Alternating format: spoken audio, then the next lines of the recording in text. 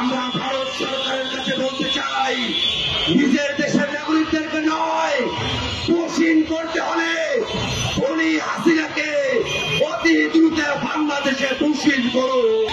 এই শেখ হাসিনা এবং আওয়ামী লীগ বাংলাদেশের মানুষের উপরে বিগত 16 বছর ধরে নির্যাতন, নিপীড়ন এবং গণহত্যা চালিয়েছে।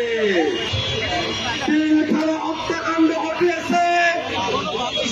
বাংলাদেশের আলেম ওলামাকে তারা জেলে ভরেছে।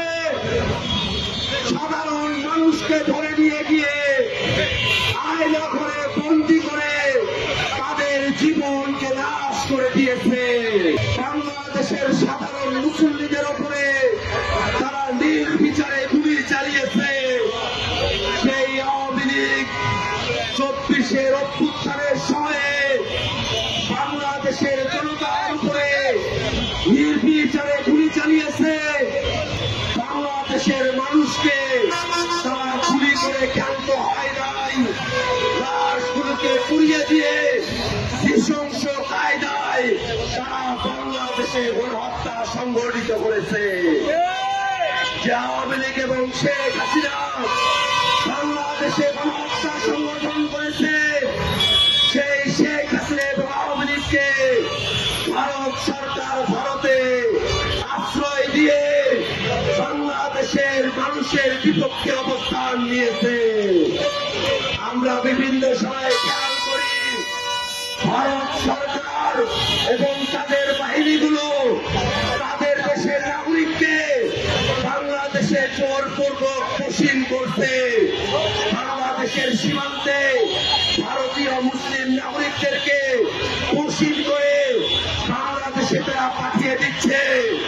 আমরা ভারত সরকারের কাছে বলতে চাই, নিজের দেশের নাগরিকদেরকে নয়, কঠিন করতে হলে উনি হাসিনাকে অতি দ্রুত বাংলাদেশে কঠিন করুন। আমরা বাংলাদেশের জনগণ শেখ হাসিনা রায় কার্যকর দেখতে চাই। আর যদি শেখ হাসিনার হিম্মত থাকত বাংলাদেশের বিচার বিভাগের কাছে নিজেকে নির্দোষ প্রমাণ করার হিম্মত থাকত, তাহলে ভারতে বসে থেকে নয়, গোপন আস্তানায় বসে থেকে নয়, বাংলাদেশের বিরুদ্ধে ষড়যন্ত্র করে নয়, শেখ হাসিনা বাংলাদেশের আদালতের কাছে এসে আত্মসমর্পণ করে আত্মপক্ষ সমর্পণের সুযোগ খুঁজত।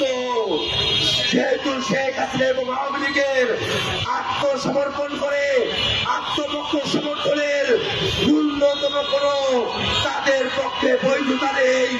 তারা জানে তারা খুন করেছে, মানবতা বিরুদ্ধে অপরাধ করেছে, গণহত্যা করেছে। কোনোভাবেই আত্মপক্ষ সমর্থনের কোন নৈতিক ভিত্তি শেখ হাসিনা এবং আওয়ামী লীগের নাই।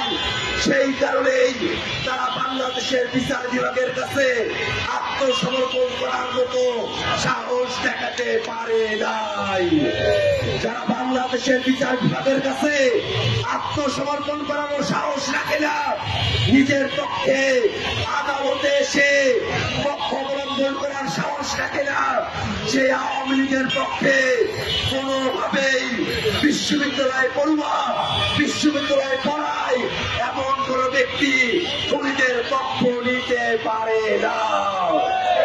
এইসব শিক্ষক নামের কলঙ্ক তারা বাংলাদেশে আবারও গণহত্যা চাপিয়ে দিতে চায়, বাংলাদেশে আবারও মানবতা বিরুদ্ধে অপরাধ চাপিয়ে দিতে চায়, আবারও ভোট চুরি করে কেউ ক্ষমতায় আসবে এবং তারা তাদের গোলামি করে নিজেদের পদ পদবি এবং প্রমোশন রক্ষা করবে, এমন বাংলাদেশ তারা আবার ফিরে দিয়ে আসতে চায়। আমরা শিক্ষক নামের সেই কলঙ্কারদেরকে, সেই কলঙ্কদেরকে আমাদের ছাত্ররা বয়কট করবে সে আহ্বান জানায়।